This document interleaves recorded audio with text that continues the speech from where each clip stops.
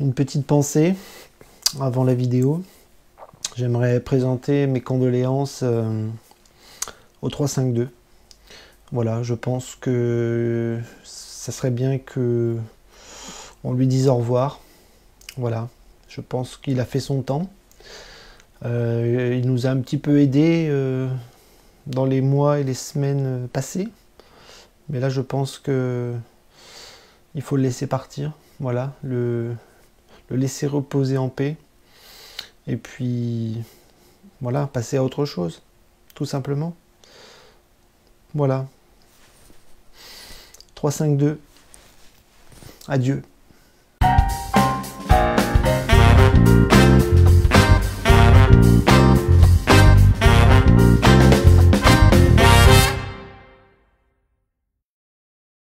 Salut tout le monde, salut les monégasques, bienvenue pour un nouveau débrief. Alors là, on s'est vu il n'y a pas longtemps, hein, on s'est vu en milieu de semaine contre Toulouse. Voilà, petite victoire, 2-1. Et cette semaine, ce soir, on avait donc le deuxième match qui était la réception d'Amiens à la maison pour la 17e journée de Ligue 1. Et donc l'objectif, il était assez clair, hein, il fallait 6 points cette semaine, il n'en fallait pas 3, il n'en fallait pas 4, il en fallait 5, il en fallait pas 5, il en fallait 6. Et voilà, l'objectif est atteint, on a gagné 3-0, une belle victoire. Dans le contenu, on va voir qu'il y a eu pas mal de choses assez aléatoires, assez paradoxales, assez bizarres. Et on va voir que c'était un petit peu le monde à l'envers. Pour ce match, on avait donc Jardim qui repartait sur un groupe plutôt complet, à part Slimani qui n'est toujours pas là et qui sera de retour la semaine prochaine. Et donc on faisait avec un groupe plutôt large, plutôt correct. Et on se disait que Jardim aurait sûrement fait quelques petits changements par rapport à Toulouse, par rapport à mercredi. Et ça a été le cas, mais il n'a pas fait énormément de changements non plus, il en a fait 4. On va voir que les 4 joueurs qui ont tourné, c'était les pistons, le milieu de terrain et un attaquant. Donc au coup d'envoi, on repart avec le 3-5-2. J'avais lu sur les réseaux qu'on aurait peut-être pu avoir une nouvelle tactique en début de match. Ça n'a pas été le cas. Jardim est resté fidèle à ce qu'il fait depuis le début. Et donc on avait Lecomte dans les buts, défense à 3 sans Badiachil. Ça c'était la petite surprise du soir. Je pensais sincèrement que Badiachil serait là. Et donc il reconduisait Maripane, Glick et Jemerson. Donc les deux pistons avaient changé, c'est-à-dire que Ballo-Touré et Aguilar avaient sauté, et Gelson et Gil Dias revenaient. Et au milieu de terrain, le seul changement qu'il y avait, c'était la titularisation de Fabregas, à côté de Bakayoko et de Golovin. Et devant, c'était pas Augustin, c'était Keita Baldé titulaire, aux côtés de Ben Yedder. Voilà, donc le banc était classique avec les joueurs habituels. Et donc voilà, le match commence et on va voir un petit peu le résumé, que ça a été extrêmement paradoxal.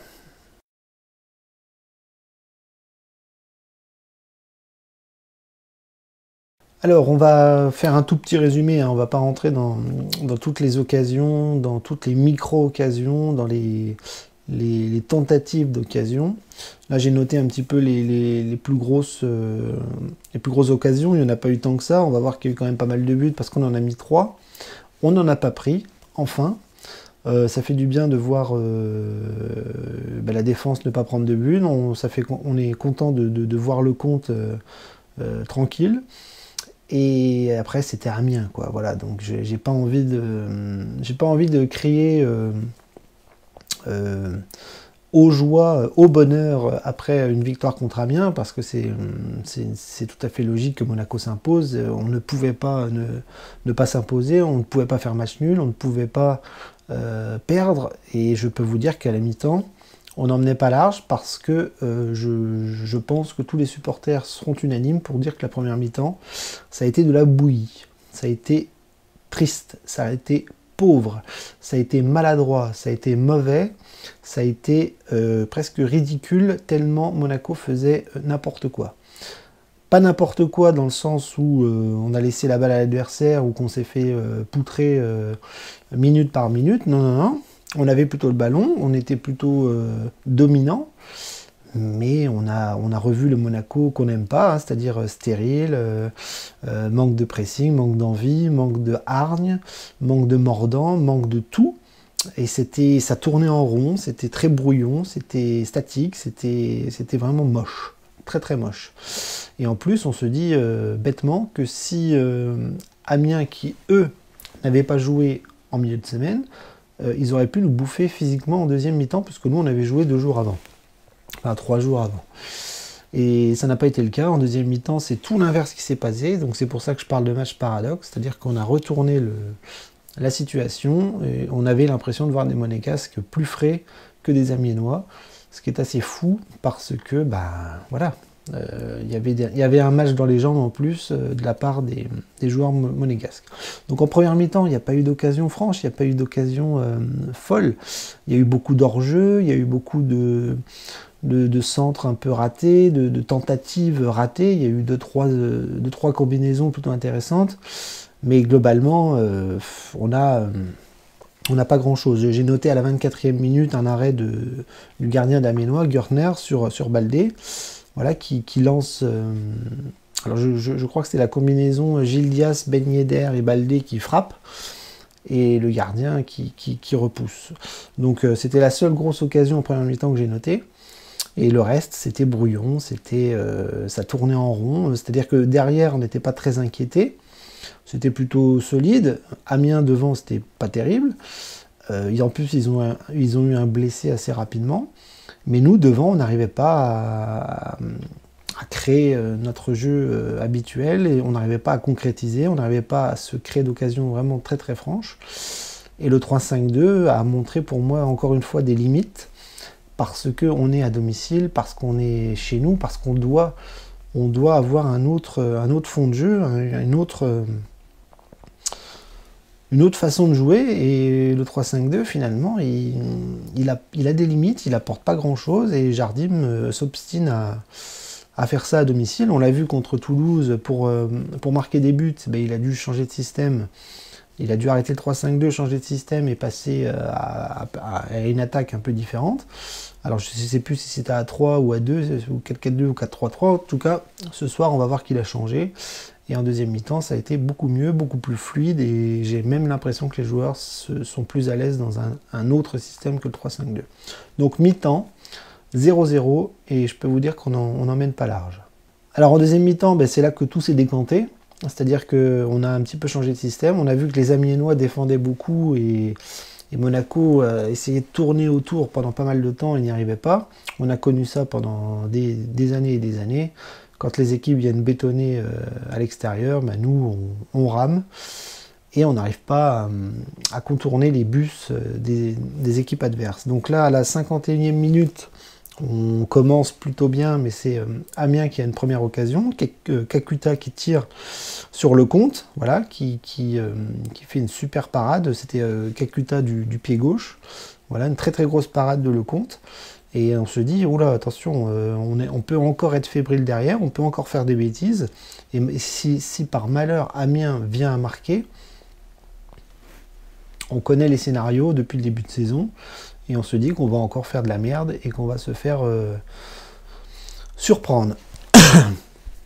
Et non, Monaco a réussi en 7 minutes à retourner le match. Enfin, pas retourner, mais à faire basculer la rencontre en concrétisant des occasions. Et à la 62e, à la 66e et à la 69e, Monaco marquera 3 buts. Donc le premier but est sur un corner, avec une reprise un petit peu cafouillée, et Ben Yedder dans la surface en renard qui reprend un magnifique ballon de volée comme ça, intérieur du pied. Le ballon est très très fort et Gürtner ne peut pas la repousser, en tout cas il la repousse dans ses buts et ça fait 1-0. Ben Yedder qui marque encore, meilleur buteur. Voilà, le match est lancé, enfin le match est ouvert, et là je me dis, si Amiens a enfin pris le premier but, là ils vont devoir attaquer et le match est plié. Et là, normalement, je dis bien normalement, Monaco doit les enfoncer. Et c'est ce qui s'est passé, parce que juste derrière, à la 66e, on a sur un un corner bien placé. Un ballon qui arrive dans les pieds de Golovin et qui arrive à mettre en cloche au-dessus du mur amiénois. Et Maripane qui surgit, frappe du tibia, je crois, le ballon, et il la met au fond des filets. Voilà, Maripane qui marque un but, voilà, très très content pour lui. Mais sur le coup, j'ai cru que le VAR allait s'en mêler, parce que j'ai cru que les joueurs étaient hors jeu, je les voyais hors jeu, sur les ralentis, tout de suite. Et je me suis dit, voilà, les joueurs ont célébré, mais on va revenir dessus, et le but va être annulé. Et non, le but est validé, et ça fait 2-0, et là le match est plié. Amiens n'a pas les capacités de revenir dans ce match, et nous on est tranquille. Donc à la 69e, ben, juste derrière, encore une fois, Monaco plie définitivement le match, avec un but de Keita Baldé, voilà, une combinaison Golovin-Ben Yedder qui essaye de... Enfin, Golovin qui lance Ben Yedder, qui fait un super contrôle dans la surface, il se retrouve face au gardien, il perd le ballon, mais derrière c'est repoussé, et Baldé surgit, et met le ballon plat du pied au fond des filets, ça fait 3-0, il n'y a plus de match, et on se dirige vers une victoire, et on est content parce que c'était très très très important de prendre 6 points cette semaine, on avait besoin de points, on avait besoin de remonter un petit peu au classement, et on voit que c'est très très très serré maintenant avec le podium, et avec les équipes tout en haut, quoi, hein. Cette Ligue 1 est folle, et Monaco a toute sa place pour arriver à ses objectifs, qui est le podium. Donc là, on y est au niveau des points. Dans le jeu, c'est pas encore ça. C'est très très très faible. Contre Amiens, c'est tout à fait normal de s'imposer comme ça. Mais on a vu contre Toulouse que c'était pas terrible. On a vu en première mi-temps ce soir que c'était pas terrible. Et donc, il faut vraiment se poser des questions sur ce système de 3-5-2 qui fait ronronner les joueurs, qui les tire un petit peu vers le bas. Je pense à Gelson, je pense à des joueurs comme ça. Et donc, c'est peut-être une idée de changer et de revenir à un nouveau système à l'avenir. Enfin, je dis ça, je ne suis pas Jardim. Voilà, 3-0. C'est magnifique, on est content. Et voilà, pourvu que ça dure.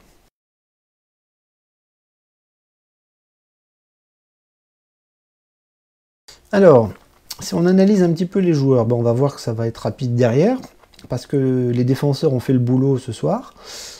Pas d'erreur monumentale de la part de tout le monde. Peut-être Maripane sur la fin qui rate un ballon.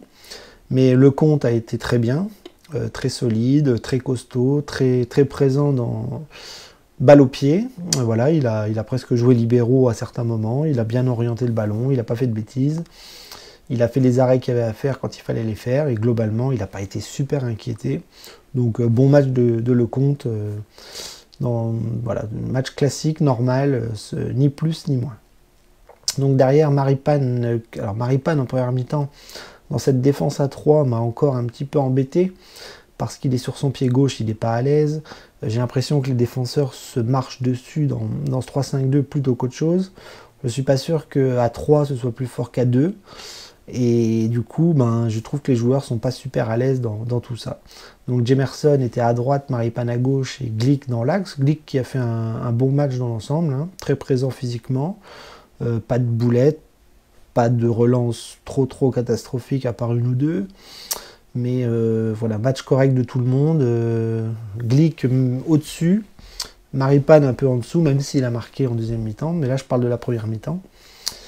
Et tout ça dans un système compliqué. Mais voilà, pas d'erreur monumentale, pas de but pris. Donc pour l'instant, on va dire que c'était plutôt pas mal ce soir. Donc sur les côtés, on avait retour de Gelson et de Gildias. Alors Gelson, j'ai trouvé qu'il a été très très en difficulté sur les phases offensives. Défensivement, il n'a pas eu grand chose à faire parce que c'était pas l'attaque. Enfin, Amiens n'était pas tout le temps devant. Donc il a beaucoup attaqué. Mais il a eu du mal à combiner avec ses copains, avec ses collègues. Il a eu du mal à mettre des bons centres. Il a eu du mal à éliminer. Il a eu du mal à se retrouver face au but. Donc il était, comme ce que je dis depuis le début. C'est-à-dire ce 3-5-2 qui a tendance à tirer vers le bas certains. Et lui, c'est un peu le cas. Donc là, j'ai trouvé un peu seul en première mi-temps. Et en deuxième mi-temps, il s'est un petit peu plus lâché, un petit peu plus libre, parce que Jardim avait changé le système et on était repassé dans une sorte de 4-3-3 qui le rendait un petit peu plus à l'aise dans ce qu'il sait faire. Voilà, dans ses compétences, dans son passé, dans ce rôle d'ailier qui lui va beaucoup mieux quand il est plus obligé de défendre.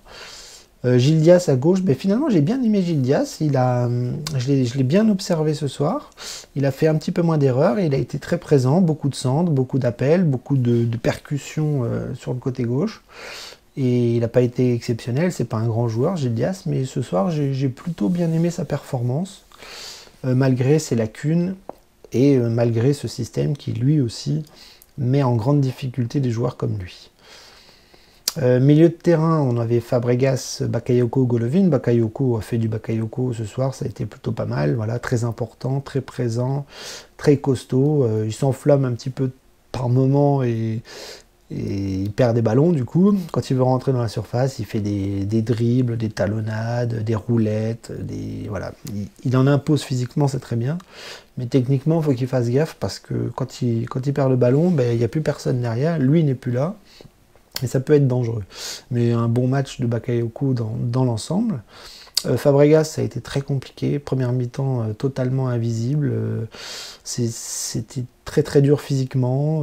Techniquement, il n'a pas été bon non plus. Il a perdu des ballons. Il a fait des centres n'importe comment. On avait l'impression qu'il avait une charrette aux fesses. Donc très très compliqué pour Fabregas. Deuxième mi-temps, il a tenu un petit peu plus. Il a été un petit peu plus présent dans le jeu, mais globalement ça n'a pas été une très très grande rencontre de la part de l'Espagnol qui a son âge et qui aura du mal à être titulaire cette saison, je le crains. Voilà. Golovin, première mi-temps pas terrible non plus. Deuxième mi-temps un peu mieux, un petit peu plus offensif en deuxième mi-temps, mais alors en première mi-temps j'ai trouvé qu'il n'arrivait pas à grand chose. Il essayait de combiner, il essayait d'attaquer, mais c'est toujours pareil, c'était des ballons qui n'arrivaient pas. C'était des actions, des offensives un petit peu stoppées tout le temps, voilà, parce que Amiens défendait bien, et Golovin c'est un petit peu tamponné comme ça sur la défense amiénoise. Et deuxième mi-temps un peu mieux, mais par contre il a toujours ses lacunes, lui, il a du mal à tirer, il a du mal à se retrouver devant le but ou à être en position de tir, et du coup c'est un petit peu dommage. Donc voilà, un petit Golovin en dessous, mais bon, on a besoin de lui malgré tout. On peut pas faire sans lui, comme Bakayoko d'ailleurs. Et puis devant Keita Baldé et Ben Yedder. Ben Yedder qui a fait un bon match. Première mi-temps, il a été un petit peu muselé, lui aussi, ça a été compliqué, mais deuxième mi-temps, il a ouvert le score et il a amené la victoire à l'équipe, on va pas se mentir, encore une fois. C'est un buteur, il a besoin de marquer, et quand il marque, ça fait du bien, surtout dans le genre de rencontre où il faut arriver à déverrouiller avec un premier but. Voilà, donc Ben Yedder, super. Et puis Keita Baldé, qui lui s'est beaucoup battu dans un rôle qui n'est pas facile pour lui, parce qu'il doit remplacer Slimani.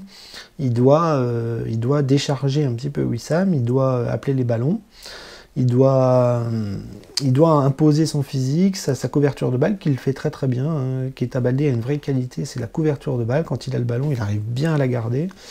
Et c'est difficile de lui prendre. Donc combatif, techniquement pas terrible, mais très combatif. Il a marqué un but. Et en plus, j'ai l'impression qu'en ce moment, il est joyeux, il est très très bien à Monaco. Ou alors c'est le fait d'être papa. Il a eu un petit bébé et il est tout content, il est tout fou. Et ça se voit. Et je pense que ça rentre aussi en compte dans son jeu. Il est bien, il est vraiment bien. Et du coup, ça nous fait plaisir. Voilà, puis les remplaçants qui ont aussi apporté pas mal de choses en deuxième mi-temps parce que le système a changé. Aguilar qui est arrivé à rentrer arrière droit et qui a libéré un petit peu Gelson. Donc voilà, une rentrée plutôt correcte, ni plus ni moins. Augustin, lui, est rentré aussi un petit peu en fin de match pour soulager l'attaque. Keita Baldé. Et puis Adrien Silva qui lui a aussi fait souffler un petit peu Golovin, qui était un petit peu en souffrance physique, je pense, par rapport aux 2 matchs subis en une semaine. Donc voilà, donc globalement, on va retenir que ça, une première mi-temps catastrophique, pauvre, triste, mauvaise. Et une deuxième mi-temps qui a tenu physiquement, ce qu'on avait peur. Et surtout qui a fait craquer le match, Wissam Ben Yedder, encore une fois, qui aura amené la victoire. Et les autres buts aussi, parce que tout le monde était libéré, et c'est tant mieux, et c'est super. Voilà, on est content. 3-0, c'est un minimum, j'ai envie de dire, contre ce genre d'équipe. Et maintenant, il va falloir penser à la suite, parce que c'est bientôt les vacances, mais c'est pas fini. Il nous reste des matchs.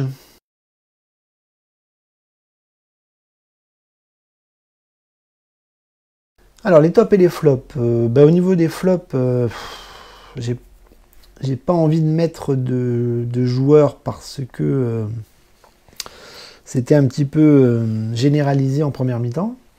Tout le monde était un petit peu en dessous. Enfin, tout le monde était surtout très mou, très en difficulté face à cette équipe d'Amiens qui défendait bien.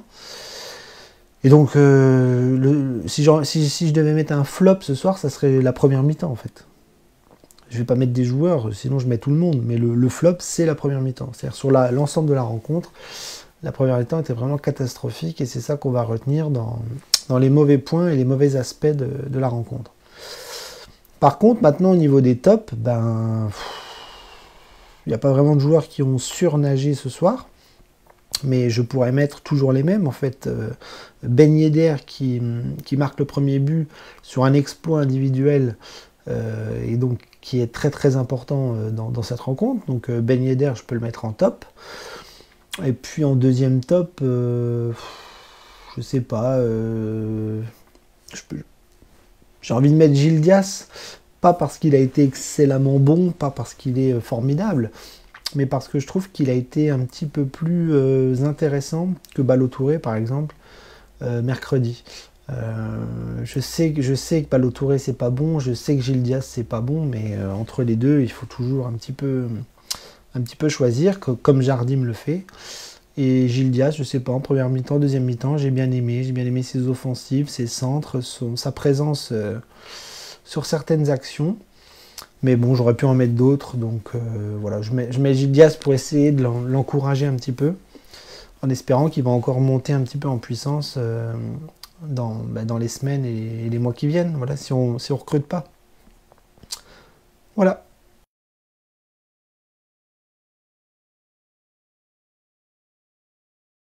Bien, on va conclure avec un grand sourire, parce que voilà, l'objectif est atteint. Cette semaine, c'était 6 points obligatoires.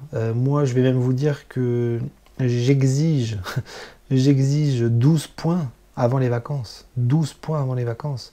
Il nous reste 4 matchs. On en a gagné 2, ça fait 6. Il en faut encore 6.